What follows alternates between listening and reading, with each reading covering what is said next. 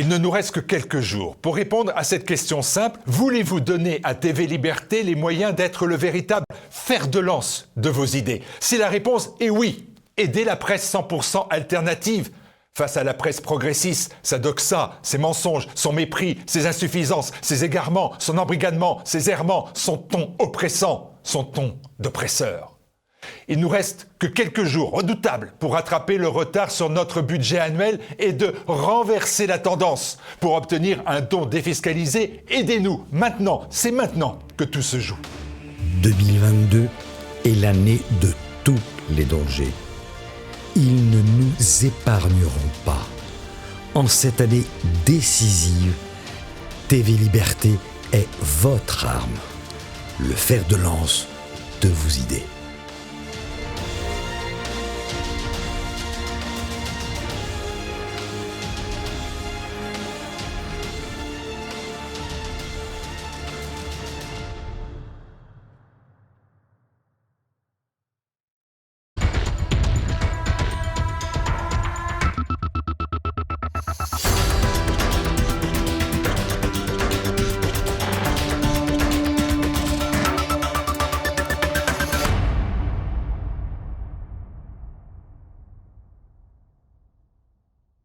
Bonjour à tous, bonjour chers téléspectateurs de TV Liberté.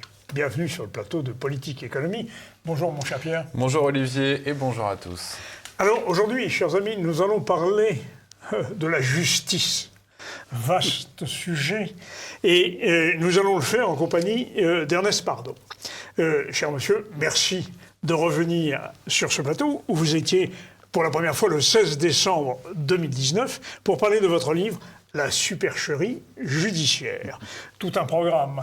Et nous sommes déjà dans le vif du sujet parce que vous avez participé évidemment au projet de réforme de la justice en Europe auprès de la Commission européenne et ça a débouché sur le rapport du Parlement européen. Et nos téléspectateurs savent aussi que le président de la République a décidé de réunir les États généraux de la justice dont nous allons parler. Il faut bien dire que les Français ne sont pas en accord avec leur justice. Ils n'aiment pas beaucoup les juges, ils lui trouvent bien des lenteurs, ils lui trouvent aussi d'autres défauts qui s'appellent... le laxisme, par exemple. Laxisme idéologique, pour des raisons idéologiques. Un problème aussi de séparation des pouvoirs, mais ça... Montesquieu nous en a dit déjà passablement là-dessus, il doit se retourner dans sa tombe. Et puis, évidemment, la corruption. Bref, est-ce que l'état de droit serait une vaste fumisterie ? Tout à fait, oui. Tout à fait. Bien sûr. Alors, qu'est-ce qui a motivé votre action de ces derniers mois, de ces dernières années ? Est-ce que c'est les États généraux ? Est-ce que c'est le rapport du Parlement européen sur la question de la justice ? Oh, ma vocation n'est pas née depuis quelques mois. Ça fait 40 ans que j'évolue dans cette problématique. Et ça fait 40 ans que j'observe la souffrance qu'endure. Et vous avez été victime vous-même ? Non, j'ai été victime moi-même. Mais moi, j'ai voulu surmonter ma souffrance à moi pour comprendre qu'est-ce qui se passe. Et donc, je me suis intéressé au problème depuis une quarantaine d'années. Et c'est ce qui m'a conduit donc à écrire ce livre. J'ai mis un an pour l'écrire. Ah, c'est une somme. Mais j'ai mis 38 ans pour me décider à l'écrire. Ah oui. Rentrons dans le vif du sujet, Ernest Pardo, et excusez-moi, ces états généraux, pourquoi Emmanuel Macron les lance-t-il maintenant, à la fin de son quinquennat? À quoi vont-ils servir? Bien. On va en parler si vous voulez bien. Et je voudrais d'abord planter le décor. D'accord ? D'abord, je vous remercie beaucoup de m'accueillir pour la troisième fois sur TV Liberté. Et on va essayer donc d'exposer de manière tout à fait didactique ce qui se passe réellement. Alors, la justice est un vaste débat, comme vous l'avez dit, mon cher Olivier, qui préoccupe l'humanité depuis son origine. Et il suffit d'évoquer les histoires bibliques, Caïn et Abel, c'est pas d'hier, pour comprendre que cette question de justice est profondément enracinée, qu'elle tracasse l'homme et sa conscience, comme l'a exprimé Victor Hugo. Et qu'en dépit de tous les efforts... L'œil était dans la tombe Et regardez qu'un. Voilà. Et qu'en dépit de tous les efforts accomplis, la problématique justice reste irrésolue. Puisqu'on cherche encore de nos jours à la résoudre. Oui. À travers un énième rapport du Parlement européen, à travers une énième tentative de réforme, venant à la suite d'une série d'autres. Oui, il y avait eu en 2018, Oui. le projet de loi pour un renouveau démocratique. Voilà. Puis ensuite, il y a eu en 2020 l'indépendance de la justice, la commission d'enquête parlementaire, etc. Bon, on multiplie les rapports. Vous savez, depuis 60 ans, on n'a que des rapports, des commissions, des études, des articles, Avec de tout. enterrement de première classe à l'appui. Tout le temps. Ça aboutit à rien. Alors, nous n'allons pas remonter à Caïn et Abel. On va remonter à une période beaucoup plus moderne. Et se poser la question, pourquoi le problème justice est irrésolu? Alors là, il y a différentes explications. Qui dit justice, dit juge. Oui. Et bien évidemment, tout ce qui gravite autour du juge et de sa fonction. En 422 avant notre ère, avant Jésus-Christ, Aristophane dans les Guêpes persiflait l'omnipotence et même l'imposture des juges en ces termes. Y a-t-il plus ample, plus délicieuse béatitude que celle d'un juge par le temps qui court? Le temps qui court, c'est en moins 422. Hein.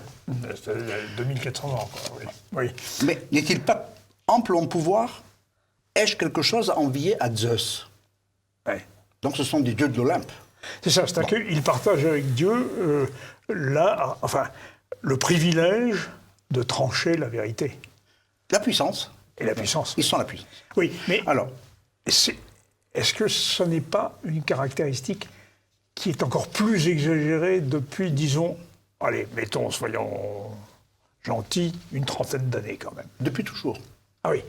Quand vous donnez du pouvoir à une personne sans aucune responsabilité, sans aucun compte à rendre, quand vous avez des gens qui n'ont ni Dieu ni maître, quand vous avez des politiques qui les nomment, qui sont, eux, sans science ni conscience, et qui sont mis en place par une plutocratie qui, elle, n'a ni foi ni loi, Mais ça justement, débouche sur ce que nous vivons. ils ont un maître. Ce sont les plutocrates. oligarchies, C'est ça, plutocratiques. les plutocrates. Et puis l'État, finalement, puisque le parquet est totalement sous la domination de l'État. On va y venir. On va y venir. Je vais vite en besogne, peut-être. Alors, la première, voilà. Donc, la première notion, donc, c'est cette sacralisation de la fonction en n'a rien envie à Zeus, d'accord? Et la seconde, ça a été repris par les plaideurs Racine, Oui. qui a dit que le juge peut soumettre n'importe quel pouvoir. Il fait dire à Périndandin, qu'est-ce qu'un gentilhomme? Un pilier d'antichambre. Combien en as-tu vu, je dis des plus huppés, à souffler dans leurs droits, dans ma cour occupée, le manteau sur le nez et la main dans les poches, enfin pour se chauffer, venir tourner ma broche. Alors, je voudrais rajouter, en disant que Napoléon a dit que le juge, parce qu'on parle de justice qui Oui. dit du juge, c'est le juge d'instruction est l'homme le plus puissant de France, et Balzac, dans Splendeur et misère des courtisanes, il a dit « Aucune puissance humaine, ni le roi, ni le garde des Sceaux, ni le Premier ministre ne peuvent empiéter sur le pouvoir d'un juge d'instruction. Rien ne l'arrête, rien ne lui commande, c'est un souverain qui obéit uniquement à sa conscience et à la loi. » Non, je plante tout décor. D'accord. J'explique de quoi nous allons parler et quelle est l'engeance à laquelle on s'intéresse. L'engeance, dites-vous. L'engeance à laquelle on s'intéresse. C'est cette Parce engeance-là. que, oui. Et vous dites qu'ils sont au-dessus du pouvoir. C'est ce que disent nos auteurs. Ils sont sur tout. Mais on l'a vu notamment avec le parquet national financier, qui a été capable de dégommer un candidat, il faut bien le dire. C'est l'opportunisme, ça. Ils ont créé le parquet national financier. Tous les gens qui ont lu parquet national financier, ils ont dit, bon, moi j'ai été victime d'une malversation économique et financière, je vais saisir le parquet national financier. Mais ce n'est pas sa vocation du tout. Le parquet national financier a été institué uniquement pour neutraliser un adversaire politique. Ah, d'accord. Ça n'a servi qu'à ça. C'est dit, c'est clair. Pour moi, c'est comme ça que je le perçois. Alors, ces fameux états généraux qui ont commencé le 18 octobre et qui vont se terminer en fin du mois de février, ça sent quand même l'électoralisme, tout ça. Tout à fait. Ça sent l'électoralisme et ça sent également la manipulation. Oui, comment? Voilà. On commence à comprendre, comme a dit Lincoln, qu'on peut tromper une partie du peuple tout le temps, on peut tromper le peuple une partie du temps, mais on ne peut pas tromper le peuple tout le temps. Tout le temps et tout le monde. Voilà. Et quand ils se rendent compte que ça commence à bouger, ça commence à prendre conscience, ça commence à transpirer, alors ils vont nous donner une impression de nous consulter, comme ils l'ont fait d'ailleurs pour le cahier des doléances. Ça aboutit à quoi, les cahiers de doléances? Ça sert à rien. Oui. D'accord. Et en plus, on sait que les cahiers de doléances ont été faits par un tout petit nombre d'hommes qui visaient le pouvoir et qu'ils ont obtenu le plus souvent. Contrairement à ce qu'on pense, ça n'était pas l'expression du peuple, des peuples des campagnes, a fortiori. Vous savez, il y a tellement de manipulations dans la manière de poser la question, dans la manière de sélectionner le thème que l'on veut présenter, dans la manière de la réponse. Toutes les manipulations rhétoriques sont là. Mais vous avez raison de dire que c'est qu'on parle des États généraux, parce que je vois que dans l'organisation officielle de ces fameux États généraux de la justice, il est prévu de consulter les citoyens. C'est ça. Alors, quels citoyens? C'est ça. Alors, États généraux de la justice. J'ai consulté sur le site internet la liste des questions Oui. formant la participation. Bien. Je me suis rendu compte que ces questions, c'était des questions accessoires et superficielles, Oui. et qui ne touchaient absolument pas à l'essentiel et au principal. Nulle part n'est évoquée la responsabilité des magistrats. Nulle part n'est évoquée leur implication dans leur fonction juridictionnelle. Ouais. Alors, on fait de l'agnotologie, c'est-à-dire le sens de la diversion. On nous parle des moyens, on nous parle des greffiers, on nous parle de tout ce que vous voulez, on nous parle d'état de droit. Alors, ce qui m'interpelle également, c'est que ces États généraux de la justice participent à ces États sous l'égide desquels ces États vont se dérouler, participe le premier président de la Cour de cassation et oui. Voilà. Molins. Et le premier procureur général. Voilà. Voilà, le procureur général. Voilà. Mais alors, je vois dans la formulation de ces États généraux, atelier avec un panel de citoyens pour approfondir les sujets à débattre. Ça sent l'artifice. Mais quels sont les sujets? Eh oui, c'est ça. Quels sont les sujets? Quand vous regardez la nullité des questions qui sont posées, le degré de nullité de questions qui sont posées est accablant. Vous avez un exemple? Ah, tout à fait, je vais vous dire. J'ai imprimé ces questions. On nous demande qu'est-ce que nous pensons de la justice par rapport à son laxisme. Oui. Moi, quand j'ai rempli le questionnaire que je n'ai pas envoyé, je leur ai dit, écoutez, la justice n'est pas laxiste. Pas du tout, puisqu'elle n'existe pas. La justice est injuste. Elle n'existe pas. On ne peut pas parler de quelque chose qui n'existe pas. Simplement, oui, mais le vécu des Français, c'est que, par exemple, d'une juridiction à l'autre, les jugements seront différents. Le vécu des Français, c'est que les rigueurs de la loi ne s'appliquent qu'à ceux qui la respectent, finalement. Vous voyez, tout ce vécu populaire, simple, celui du café du commerce comme de tout le monde, finalement, c'est que cette justice n'est pas juste. Vous voyez, c'est un vécu des citoyens français d'une tricherie permanente, en quelque sorte. Mais elle obéit à une mission sociétale. Ah, d'accord. Elle obéit à une mission sociétale et non pas une mission de justice. D'accord. Je prends la liste des questions, par exemple. Lisibilité et rapidité de la justice. Rapidité. Lisibilité. Mais commencez déjà par rédiger et par exprimer les différentes procédures et les différents textes dans un langage lisible. Ah ben c'est totalement obscur. Comment voulez-vous que les gens puissent comprendre ce qu'ils lisent si ce n'est pas dans le langage qu'ils connaissent? Oui, bien sûr, bien sûr. Voilà. Lisibilité. Évolution de la procédure pénale.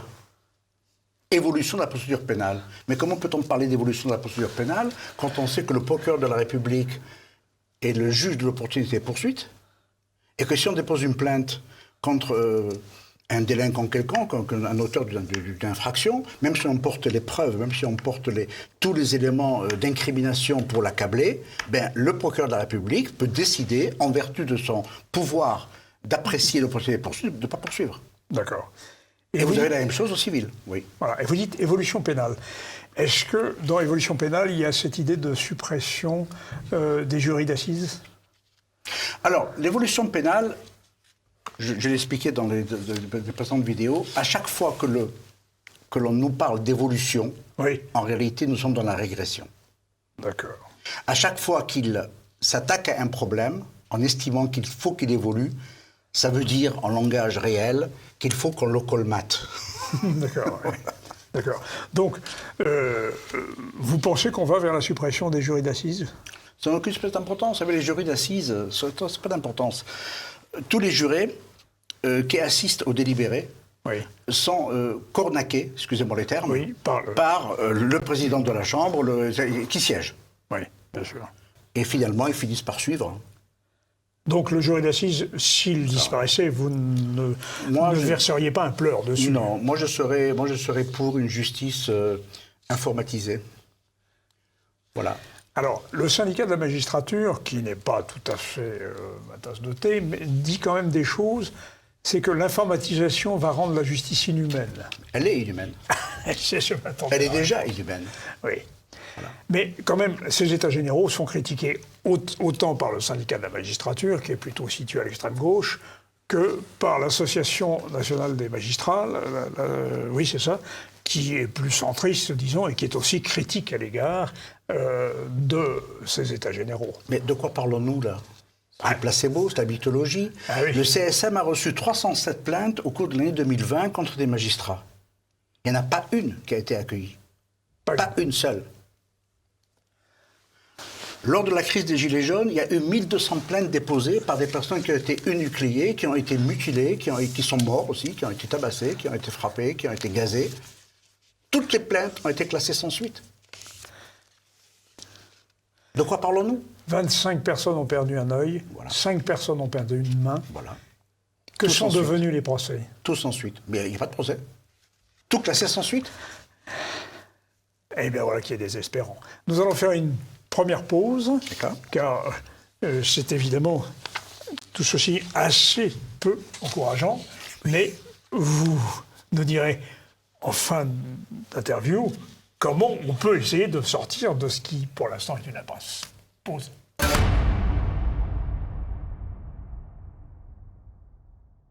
Alors, ces états généraux, dont nous n'avons pas épuisé évidemment la totalité, que pouvons-nous encore tirer comme leçon de cette opération?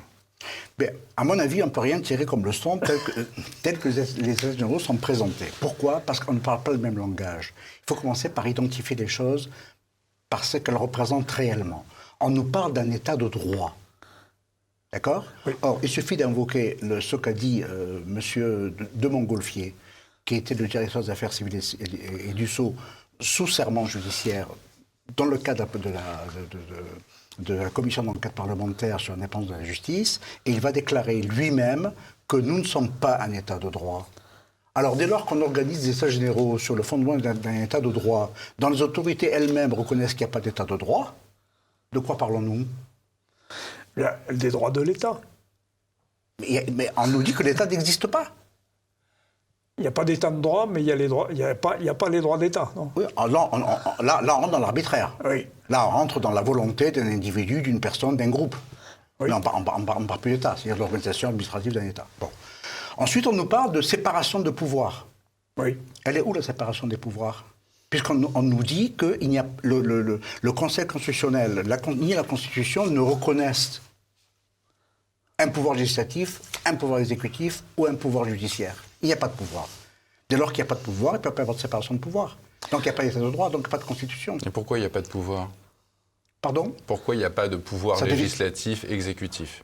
Parce que c'est M. de Montgolfier qui l'a dit au cours de son... Oui, non, mais monsieur de Montgolfier, il a peut-être son interprétation, mais enfin, Ah non, pas du c'est tout. peut-être pas Non, parole non, non, d'évangile, monsieur de il a Montgolfier. déposé sous serment judiciaire, sous serment parlementaire, ni la Constitution, ni le Conseil constitutionnel ne reconnaissent de pouvoir judiciaire. Pour autant, l'idée fréquemment exprimée que la référence à l'autorité judiciaire dans la Constitution traduirait la volonté d'abaisser la justice face aux autres pouvoirs que la Constitution aurait reconnue est fausse, pour deux raisons. La première est que si la Constitution de la Ve République ne reconnaît pas de pouvoir judiciaire, elle ne reconnaît pas davantage de pouvoir législatif ou de pouvoir exécutif. Mais déjà, il n'y a pas de pouvoir judiciaire, il y a une autorité Mais tu vois, judiciaire. c'est ce qu'il dit. Donc, il ne reconnaît aucun pouvoir. Bon. Les seuls pouvoirs, les seuls pouvoirs qu'elle évoque sont le pouvoir réglementaire et le pouvoir de nomination, qui sont deux attributs du pouvoir exécutif, mais qui ne sont pas désignés comme tels dans la Constitution. Bon. Alors, vous voyez un peu le fondement du problème. Nous sommes en train de parler sur du vide. Nous sommes en train de raisonner, de disserter sur du vide. Donc, il n'y a pas de séparation du pouvoir. Il n'y a pas de séparation de pouvoir, il n'y a pas de Constitution, donc il n'y a pas d'autorité, il n'y a pas d'État. Désolé. Il n'y a pas de constitution. Non. Expliquez-moi ça. Ben, pour qu'il y ait Constitution, d'après Montesquieu, il faut qu'il y ait une séparation des pouvoirs. Oui. Voilà. Alors, justement, est-ce que on sait que depuis 58... C'est l'article 16, hein. Oui, depuis 58, Oui. Le parquet est sous la domination de l'État, n'est-ce pas? Sous la botte de l'État. Bon, l'État dont vous dites qu'il n'existe pas, mais malgré tout, là, c'est... Comment ça se passait sous la 4e République, par exemple? Est-ce que la magistrature avait un petit peu plus d'indépendance, oui ou non? Je pense Pas que... plus. Non, pas du tout. Pas du tout. La magistrature, pour moi, c'est un organe, c'est un outil qui sert à l'État, qui sert au pouvoir, en réalité. On utilise la justice, on instrumentalise la justice à dessein d'eux, D'accord, d'accord. et de manière opportune. Oui. Parce qu'un coup, ça marche, un coup, ça ne marche pas. Selon les sensibilités, selon les renversements de tendances ou autres, politiques ou autres. D'accord? D'accord. Et alors, le président, enfin, un des membres de ces États généraux, c'est le garde des Sceaux, quand même. Oui, Or, le garde des Sceaux est mis en examen. oui, pour plus d'égal d'intérêt. Prise illégale Donc, ce d'intérêt. qui fait que ça crée quand même un trouble. Oui, c'est le moins qu'on puisse dire. Ben oui. Comment peut-on faire confiance à des personnes qui sont impliquées dans des affaires? En effet. Mais est-ce que la nomination de Dupond-Moretti, puisque c'est de lui qu'il s'agit, n'a pas été volontaire de la part du président de la République, justement pour lui assurer une protection liée à son statut de ministre? Je pense. Je pense que s'il y a une dessein derrière, il y a un objectif, il y a une stratégie.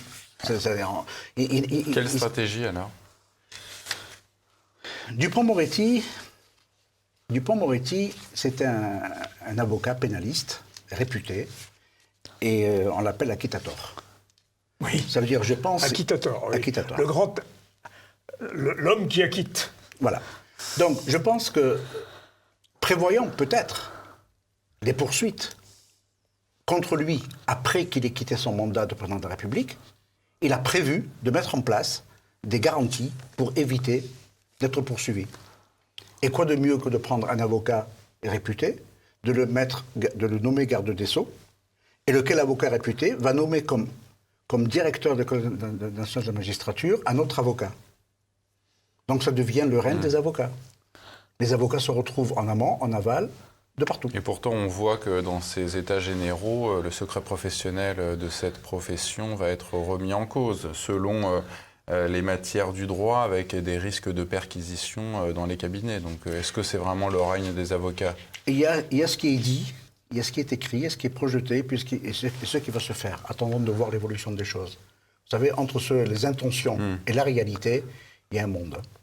Le président de la République, lors de l'ouverture de ces États généraux, a également affirmé qu'il avait fait augmenter le budget du ministère de la Justice de 30% sur 5 ans. Est-ce que vous trouvez normal que les magistrats aujourd'hui continuent de se plaindre? Alors, l'augmentation du budget de la justice, pour moi, c'est une question tout à fait accessoire également. Pourquoi? Parce que alors, revenons à l'essentiel, mais dites-nous quel est l'essentiel tout de suite. Alors, l'essentiel, c'est que le budget de la justice est insuffisant par manque d'effectifs, par manque de moyens, par manque de moyens matériels, par manque d'équipement. Donc parler du budget de la justice, c'est essentiel ou pas? C'est essentiel. Je vous pose une question sur le budget de la justice, vous me dites que c'est accessoire. C'est accessoire, tout à fait. Dans le cas d'espèce, c'est accessoire. Par rapport à la démonstration. Parce que, qu'est-ce qui multiplie les procédures? Ce sont les avocats.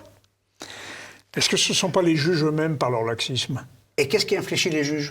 Ce sont les avocats. Oui. Mais quand un juge, par exemple, donne une petite peine à un grand délinquant qui recommence, ça veut dire qu'il faut le rejuger de nouveau? Est-ce que les juges n'ont pas la responsabilité non plus dans cette affaire? C'est bien ce que je vous dis. Voilà. À partir du moment où le travail, en première instance, n'a pas été parfaitement bien fait, automatiquement, ça suscite des réactions de la part de la victime ou qui s'estime ne pas avoir été suffisamment équitable à son égard, et donc faire un recours. Et les avocats sont spécialisés pour multiplier le recours, parce que les recours permettent d'allonger les factures, d'allonger les procédures, de multiplier les contentieux, et donc d'encombrer les juridictions. Et ensuite, on vient crier en disant « le budget est insuffisant ». Oui. Alors, vous pensez que c'est juste lié à ça ? Bien sûr. C'est pas lié, par exemple, au fait qu'on relâche des personnes dans la nature qui devraient être mises en prison avant. Mais aussi. C'est une autre raison, alors. Mais aussi, il y a toute une série de raisons. Vous savez, le thème que nous discutons, qui est la justice, ne peut pas être traité en quelques minutes. Il ne peut pas être traité non plus par un slogan, ni par une phrase. Est-ce que les places de prison, c'est essentiel à vos yeux également ? Alors, vous savez, quand on parle de places de prison, quand on parle de criminalité, de criminologie, quand on parle de criminalistique, quand on parle du délinquant, du criminel par lui-même, il faut connaître les origines. Pourquoi y a-t-il une criminalité ? Pourquoi y a-t-il un criminel ? Entre le criminel pathologique qui est né criminel et le criminel qui le devient parce que la société l'a rendu criminel, il y a une nuance. Oui, bien sûr, oui. Voilà. Mais alors, ça veut dire qu'ils n'auront pas les mêmes peines de prison. Ils n'auront pas les mêmes peines de prison, ils n'auront pas le même traitement. La prison va être la fabrique de délinquants, qui va donc les conduire à faire d'autres délinquances, à se retrouver de nouveau condamnés, avec ou sans peine, parce qu'on a eu des cas où des personnes ont été condamnées 15, 16, 17, 20 fois, et qui n'ont toujours pas été en prison. Et en revanche, on a eu des cas où d'un pauvre type qui a volé dans un supermarché un quignon de pain, et qui se retrouve avec 6 mois de prison ferme. Oui, alors ça, c'est ce que ressentent les Français, c'est-à-dire l'extraordinaire disparité des jugements d'une juridiction à l'autre, d'une culpabilité à l'autre, et ça, ils le ressentent très très durement. Quand on interroge les gens, c'est la première chose qu'ils disent. Ce laxisme, monsieur, vous pensez que c'est lié à l'idéologie de certains juges, notamment ceux du syndicat de la magistrature, ou alors est-ce que c'est les ordres qu'ils reçoivent du ministère de la Justice ? C'est très compliqué, vous savez, d'établir qu'ils reçoivent des ordres directement, parce qu'on nous dit que les magistrats... Nicole Belloubet avait lancé une circulaire dite de régulation carcérale adressée au parquet en mai 2020, incitait les procureurs à ne plus faire exécuter les courtes peines ou les peines anciennes. Ça, c'est une question de budget aussi, c'est une question de place dans les prisons, c'est une question d'encombrement, c'est une question de surpopulation. Voilà, on mélange tout là. Mais en termes de budget, nous sommes quand même très mal classés. Puisque, bien sûr, on est 37e sur 44. Voilà, c'est ça. Avec 8,5 milliards de budget, lequel a été augmenté, on se retrouve à un rang dérisoire après des pays beaucoup plus pauvres en Europe. Il est clair qu'il y a eu une négligence aussi de la justice, mais généralement d'ailleurs de toutes les fonctions régaliennes par l'État depuis 30 ans.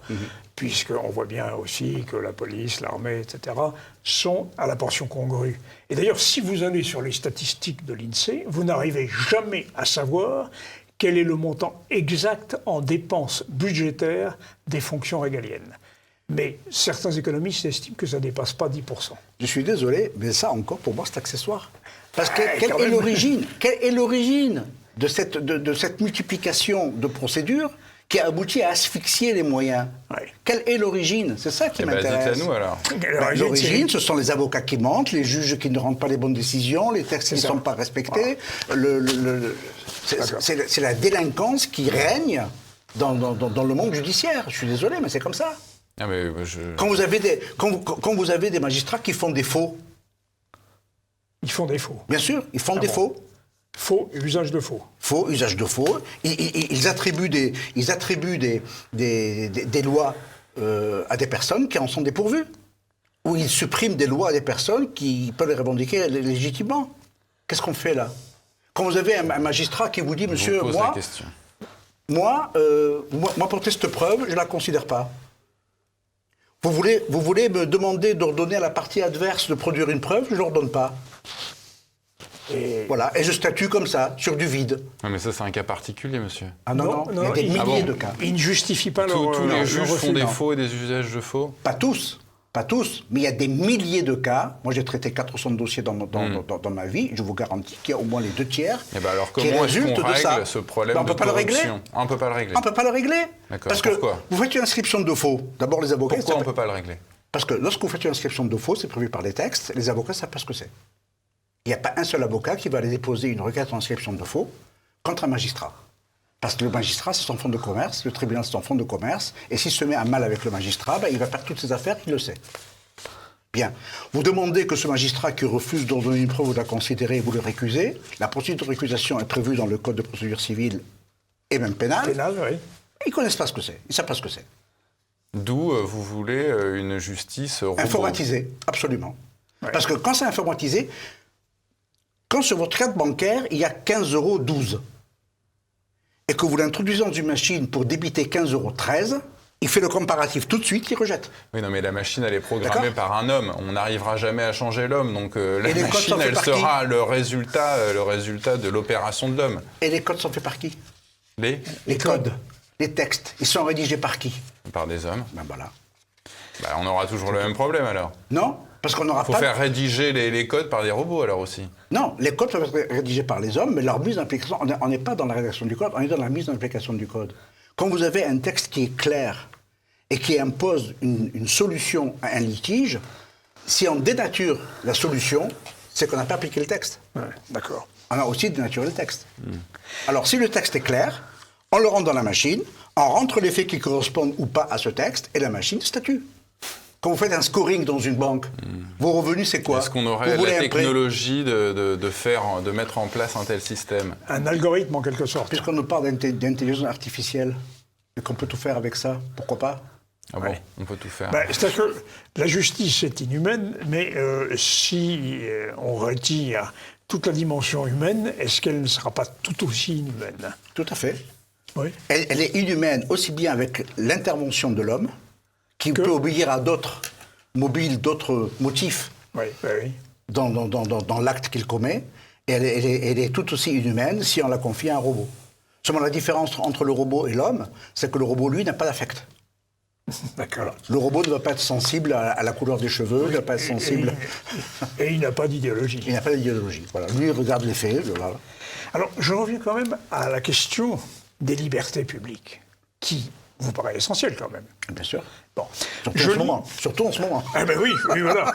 Or, il est clair que depuis 2017, ces libertés n'ont cessé de reculer. Vous en êtes bien d'accord, Pierre? Tout à fait. Bon. Or, je lis dans le rapport de la Commission européenne que le ministère public dépend de l'exécutif, ça on l'a dit tout à l'heure. Bon.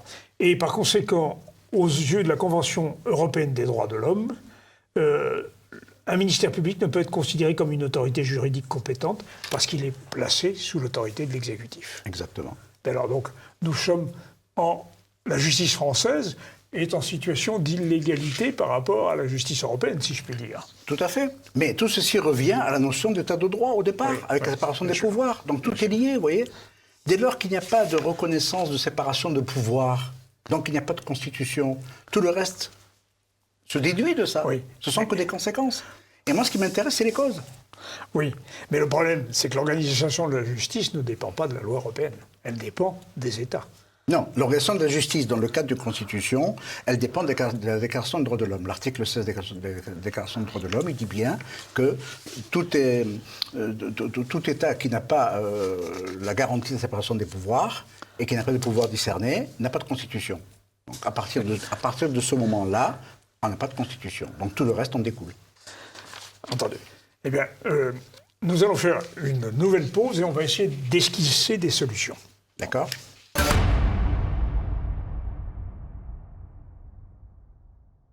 Toujours en compagnie de notre invité Ernest Pardo. Monsieur, quelles sont les mesures que vous feriez adopter pour une justice équitable? Alors, je commencerai déjà par établir la vérité du langage. Quand on parle d'état de droit, il faut vraiment que ça corresponde à un état de droit qui est une séparation des pouvoirs réelle. Quand on nous parle de séparation des pouvoirs, parce qu'on nous oppose systématiquement... Mais ça passerait par quoi, une séparation des pouvoirs réelle? Une séparation des pouvoirs, c'est une séparation des pouvoirs, parce que là, ils sont en train de confondre une séparation d'autorité entre l'autorité administrative et l'autorité judiciaire, qu'on nous transforme et qu'on nous manipule, qu'on nous pervertit en étant une séparation de pouvoirs. Pas du tout. Mais comment rétablir cette séparation? Par les textes. Oui. Il faut que les textes, il faut qu'ils cessent de nous parler de séparation de pouvoir. Il n'y a pas de séparation de pouvoir. Mais qu'est-ce qu'ils doivent dire?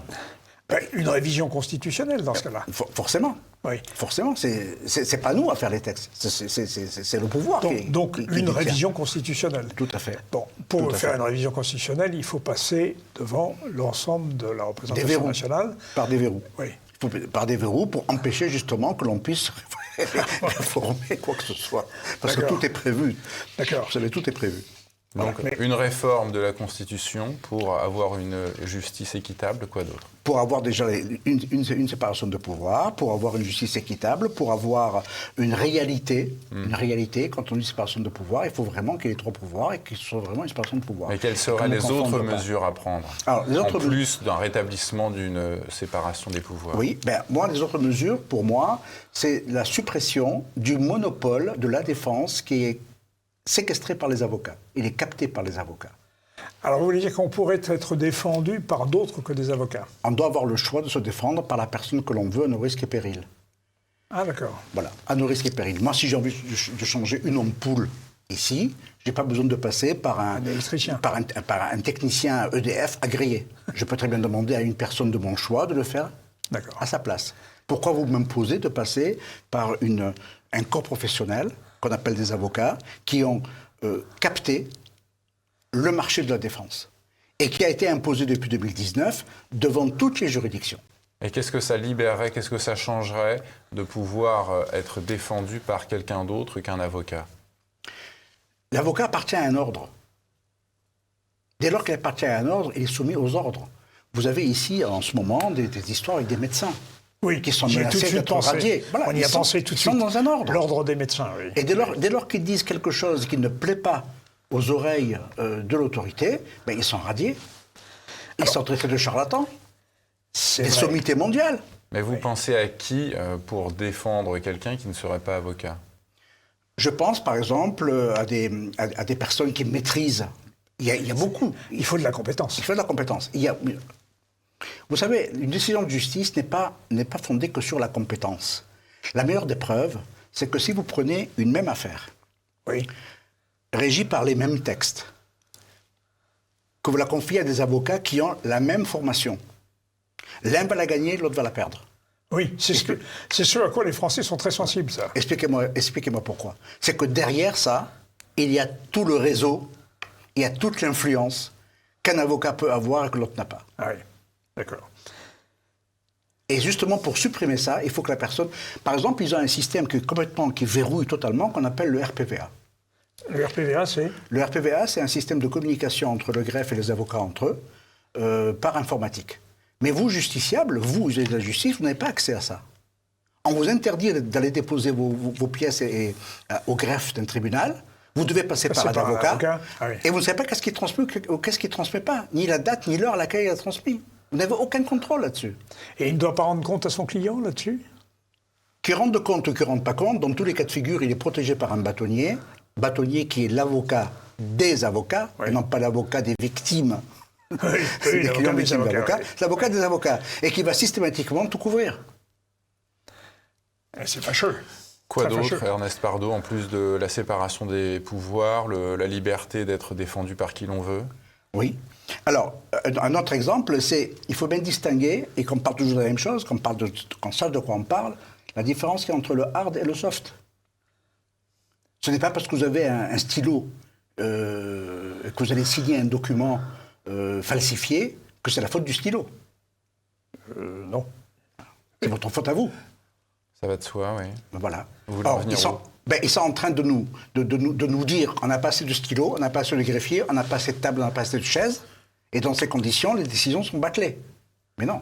Parce que lorsque un juge est devant une feuille blanche avec un dossier, s'il le lit, et qu'il doit rédiger ses minutes, c'est pas la faute du stylo s'il fait de travers. Alors c'est de la faute de qui? De la personne. Mais de la personne. Qu'est-ce qui influence la personne pour qu'elle aille dans le mauvais sens? Ah ben ça, vous savez pas.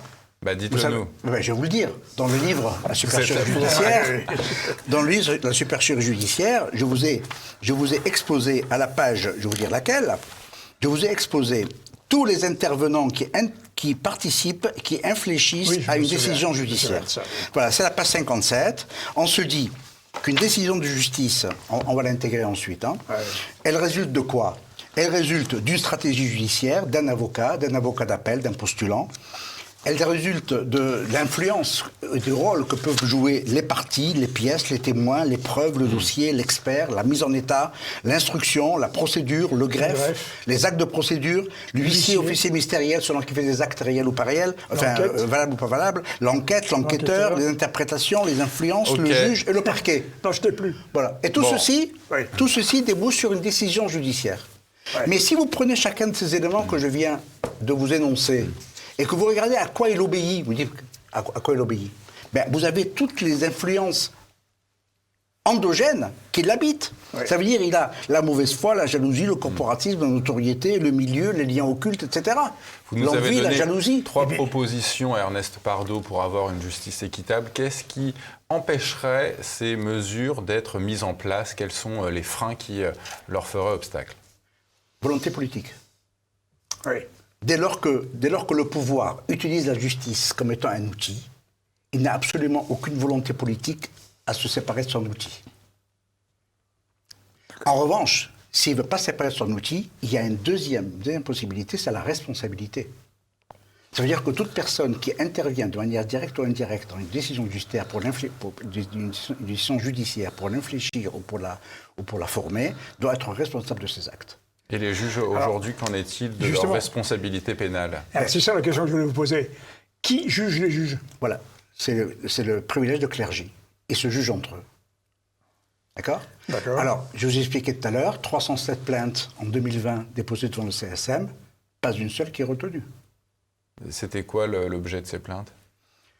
Des fautes qui ont été commises par des magistrats de différentes natures. Alors, on l'avait vu dans l'affaire Outreau.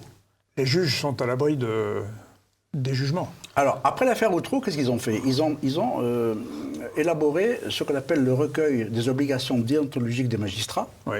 Mais ils ont totalement omis d'assortir les préconisations d'une sanction. Oui. Ce sont des vœux pieux. C'est ça, oui. Et donc, ça continue. Ça continue, mais il n'y a pas de sanction. Donc, ce à quoi vous appelez, finalement, parce que si on parle du haut changement de la Constitution et toutes les retombées que vous évoquez, il s'agit d'un changement politique radical.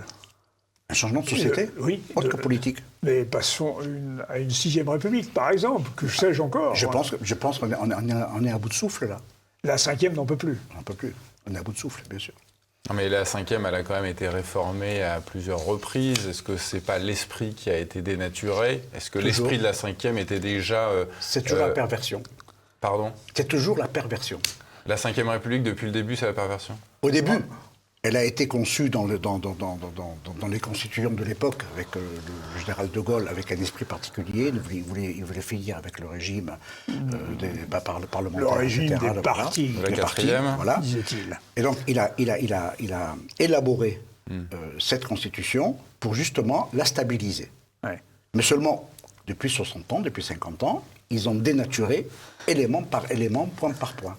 Alors, elle a été violée, oui, en permanence. Mais le coup d'état permanent, rappelez-vous. Oui, est-ce qu'elle ne contenait pas en elle-même un certain nombre de ferments négatifs? Oui, bien sûr. Notamment sur la soumission du parquet à l'exécutif. Vous savez, que le parquet soit... Je vous dis, pour moi, c'est accessoire. Oui. Ce qui est important, c'est la responsabilité. D'accord. Que le parquet soit soumis ou pas soumis, dès lors qu'il est responsable de ce qu'il écrit, de ce qu'il signe, de ce qu'il dit, il peut être soumis à qui il veut. Oui. Bon, alors, mais il faut qu'il soit responsable. Vous dites que tout dépendra de la volonté politique d'un homme pour imposer tout cela. Non, pas d'un homme. Ça sera un président de la République. Ce sera un président de la République qui prend l'initiative de réunir en congrès le Sénat, le Parlement, etc. Voilà, c'est ça. De consulter par référendum également les Français avec des vraies questions, et non pas des questions fermées ou des questions pièges, et de leur demander réellement, et non pas ce qu'on fait à travers l'État général de la justice. On demande... Et quel serait le profil type d'un homme qui irait dans votre sens? Un samouraï. Il faut un samouraï. Il faut que des fonctions aussi importantes que la justice, que la médecine, que tout ce qui touche à l'homme, avec un grand H, il faut que ce soit confié à des personnes qui ont une valeur morale qui transcende de tout. Et il faudrait au moins 7 samouraïs, alors. Voilà, il faut 7 samouraïs. Donc il faut des samouraïs. Oui. Il faut des gens qui n'attachent aucune importance à rien, sauf à l'honneur, sauf aux valeurs, sauf aux principes. Et si on n'a pas ces valeurs fondamentales, ben nous avons des marchands du temple. Et alors, vous ne participez pas à ces états généraux, parce que vous êtes un citoyen éclairé de ces choses-là, et vous n'en avez pas essayé de participer à ces états généraux? Alors, je vais vous raconter une anecdote qui est intéressante. J'ai passé de 19h jusqu'à 23h à remplir leur questionnaire, parce que je leur ai mis vraiment tout ce que j'avais à dire. On ne peut pas changer de page, il y a une vingtaine de pages dans le questionnaire, on ne peut pas changer de page si on n'a pas validé les conditions générales au départ. Donc, on ne peut pas accéder. D'accord. Donc, j'ai parcouru les 20 pages, ou les 25 pages. J'ai travaillé 3 heures. Arrivé à la fin de mon document, il m'est apparu un message en me disant « Votre document est détruit. Parce que vous n'avez pas validé les conditions générales. » Voilà. Or, c'est pas possible. Je n'aurais pas pu changer de page s'il n'y a pas accepté les conditions générales. Donc, ils ont dû voir peut-être que ça les gênait et ils ont supprimé le document. Alors, vous étiez subversif. Peut-être. Alors, qu'est-ce qu'ils cherchent? Ils cherchent à identifier quelle est la perception cognitive, c'est-à-dire la façon dont les Français perçoivent la justice et comment améliorer, quelles sont les solutions qu'on peut leur offrir. Moi, je suis désolé, j'ai écrit un bouquin de 664 pages, auquel renvoie d'ailleurs le Parlement européen, en disant que pour avoir un diagnostic plus approfondi de la situation de la France, je renvoie vers le livre de M. Pardo, La supercherie judiciaire. Et dans ces 664 pages, j'ai tout analysé, tout diagnostiqué, tout disséqué, tout autopsié. Alors, s'ils veulent vraiment avoir un diagnostic, qu'ils se réfèrent déjà à ça. Bon, ensuite, dans ce livre, je décline quoi? Je décris une méthodologie, je l'identifie, je l'explique. Je décris 3 lois qui pervertissent ce système. Je décris 12 typologies, je décris 144 techniques de perversion. Absolument. Aussi bien au niveau des textes que du comportement des magistrats, que de la perversion des procédures, que j'ai appelé juridistique pour les textes et judiciaristique pour les procédures et le comportement des magistrats. Bon, j'ai expliqué qu'on applique tout cela à travers 16 tableaux stratégiques avec 68 plans tactiques. Tout ça est décrit, étayé, avec des preuves, avec des exemples. Où est-ce qu'on peut trouver votre ouvrage, Ernest Pardo? La supercherie Sur la librairie judiciaire. TV Liberté. Alors je crois qu'on n'est plus approvisionné. Mais justement, je viens d'avoir M. Bousquet au téléphone ce matin et je vais l'alimenter là. Bon, D'accord. voilà. Très bien. Alors, nous arrivons au bout de cet entretien. Parmi les questions que nous avons évoquées, je ne sais pas si Pierre sera d'accord avec moi, il y en a une qui me paraît quand même fondamentale, sur laquelle j'ai déjà insisté pendant cet entretien, c'est quand même les libertés publiques.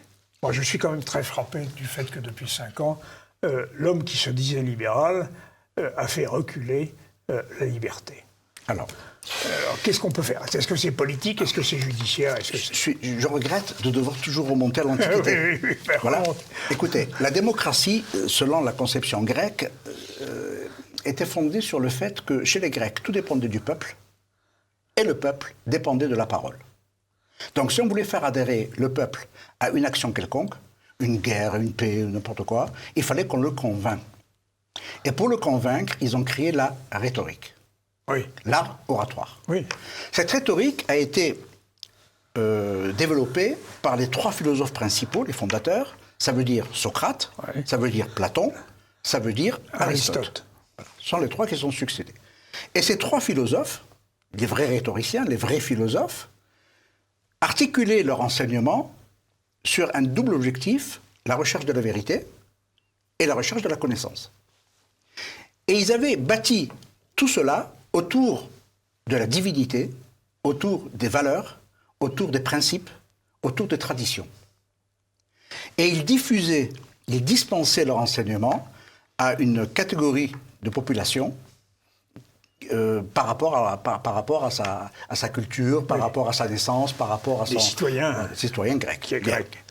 C'est-à-dire un petit nombre. Un petit nombre. À partir du milieu du 5e siècle, a surgi une autre catégorie de philosophes qu'on appelle les sophistes, et qu'ils ont dit, attendez, si tout cela consiste uniquement à obtenir l'adhésion d'un groupe, examinons quelles sont les techniques au moyen desquelles on pourra le convaincre. Ça. Et ils vont créer donc la dialectique, Voilà. la sophistique. Ça va être donc incarné par Alcibiade, par Protagoras, par... Macron. Ça, c'est Lénin. Après, Il faut convaincre les gens par tout moyen. Et ils vont se dire, bon, ne nous encombrons pas de toutes ces valeurs divines, de toutes ces valeurs, tous ces principes moraux, etc. Et pour pouvoir ne pas nous encombrer, nous allons édicter que l'homme est la mesure de tout. Ce n'est plus la divinité qui est la mesure de tout, c'est l'homme. Seulement en substituant l'homme à la divinité, on va installer les 7 péchés capitaux. Ça veut dire tous les éléments qui vont permettre de pouvoir exploiter la faiblesse humaine pour l'amener à adhérer ou pas adhérer à un acte.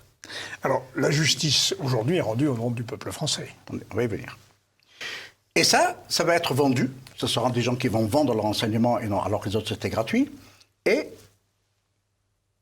les deux écoles, les philosophes et les sophistes, ils avaient un avantage, c'est qu'ils s'adressaient tous les deux à l'esprit humain.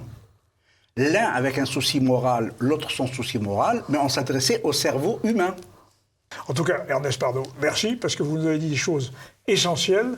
Il y aurait tant encore à dire que vous aurez certainement l'occasion de revenir, surtout si vous faites un nouveau livre. En attendant, Pierre et moi, nous vous remercions. Merci, monsieur. Et nous disons à nos téléspectateurs, mais à très bientôt, chers téléspectateurs. Merci.